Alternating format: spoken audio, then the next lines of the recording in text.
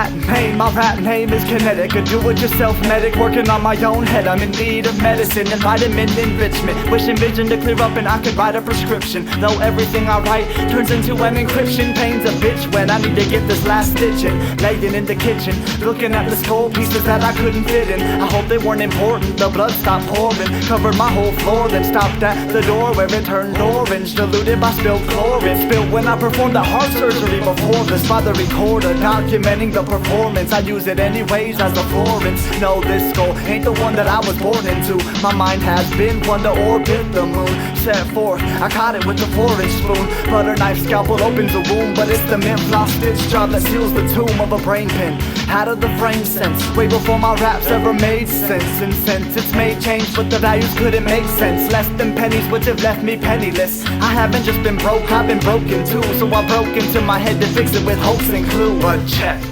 it was all in check. I didn't skip a step. Brain, check. Breath, check. Heartbeat, check. I didn't skip a step. No, I didn't skip a. See the brain stem and the nerves connect. I didn't skip a step.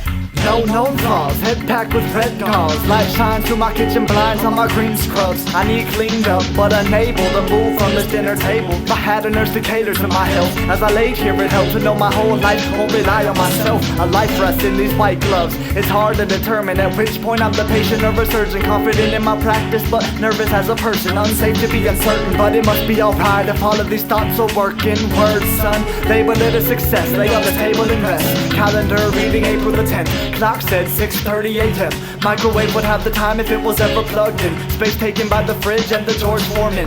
Cobwebs from the ceiling to the floor forming that reach out with the current as the air pours in. The checkerboard flooring portrays what could be my last moment. So look at Pat or him. I stand looking at myself from the door by the spilled chlorine. So is this real or dream? Sunbeams cover my body to see eyes with a lifeless gleam. I stand over myself, examine my pain. Pat, man, I can't tell if you're a genius or completely insane. But check, it was all in check.